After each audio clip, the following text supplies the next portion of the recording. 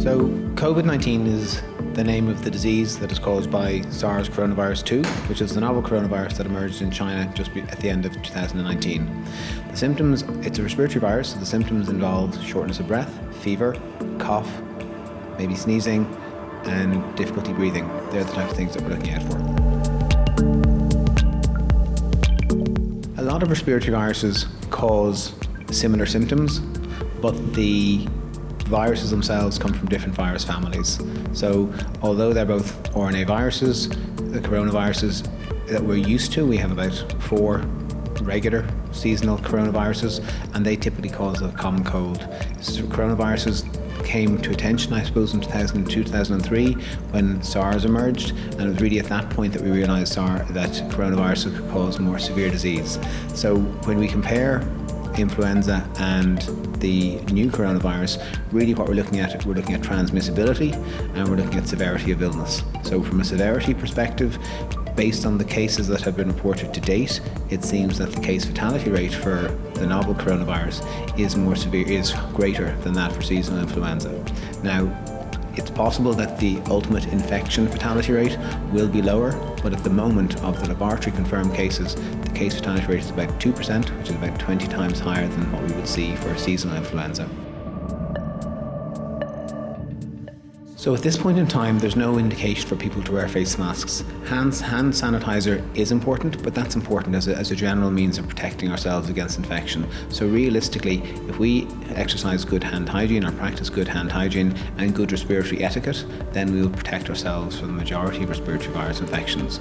Masks certainly have a role to play, but they're probably better at preventing somebody who is symptomatic from transmitting the infection onwards. So people who are otherwise well and asymptomatic certainly don't need to wear masks at this point in time.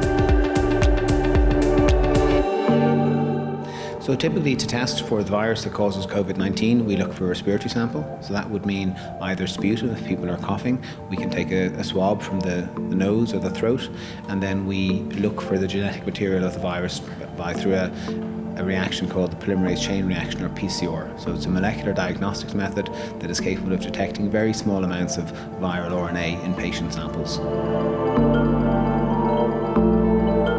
There's work ongoing on a vaccine already, and a lot of work was done in the past with SARS and MERS, so we can build on that. We're not starting from, I suppose, square one, if you like. In addition, we also know that there are vaccines available against some animal coronaviruses. So the technology is there. There's no reason in principle why we won't be able to develop a vaccine. However, obviously safety will be paramount and efficacy will be just as important.